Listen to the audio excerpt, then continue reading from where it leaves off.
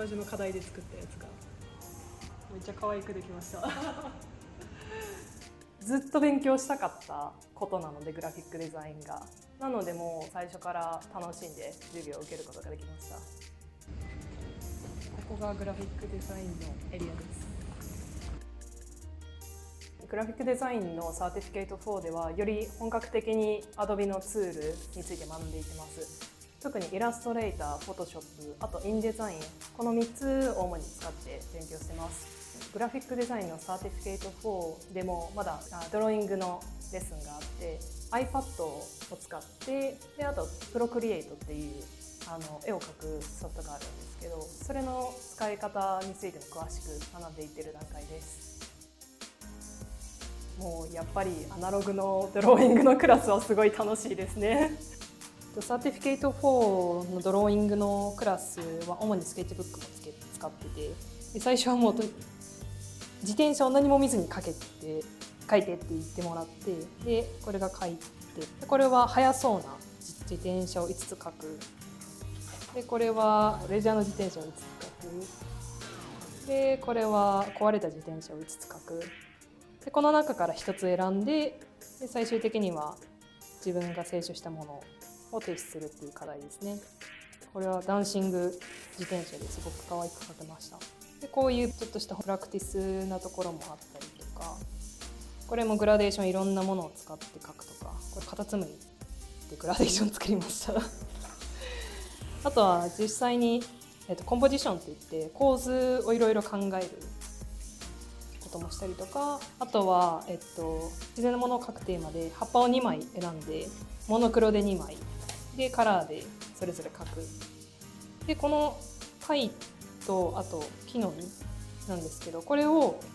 プロクリエイトという iPad の保育園ソフトに取り込んで、実際に完成まで仕上げているっていうものの下書きですね。これは本当に先週やったばかりの自分の靴の絵です。あとはこれは6分で1つ描くっていうものを10回計やりました。これも楽しかったです。でその中から1つ選んで、これはすごいシワをよく観察して作って、なんか気持ち悪いんですけどすごいお気に入りです。他の Adobe ツールについて学んでいくコースも学ぶにつれてデザインの幅がどんどん広がっていくので、もうなので今の段階ではすごく全部の授業を楽しんで受けさせてもらってます。パースには前旅行で来たことがあって、でその時にすごい住みやすくて自然がたくさんある街だなと思ったので、なので今回も留学先の立候補を決める時にすぐにパースが立候補先として上がってきました。で、そこで自分が学びたいグラフィックデザインを学べるかっていうのを検索してみたら、なんとあるっていうことでそれでもうパースに留学することを決めました。最終的にはやっぱり物を作ったりする何かしらのクリエイターにはなりたいなと思ってます。このままパースのグラフィックデザインでディプロマに進級するっていうのも手ですし、一回帰国してで就職して実際にスキルを磨いていくっていうのと、あともうちょっと考えてみるっていうのもありますし、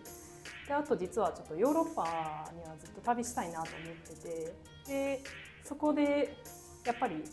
デザインに対する価値観とか人の考え方とかもすごい変わってくると思うので、そこで気になる国とかがあればそのまま可能であればデザイナーとしてワーホリができたらなとは思ってます。なのでまだちょっとこれから楽しみなことがいくつかある状態ですね。はい、留学する方へのメッセージですね。そうですね、もうとにかく自分の直感に従ってどんどんチャレンジしてもらいたいなと思ってます。私ももともと社会人で全く違う仕事をしてて、全く違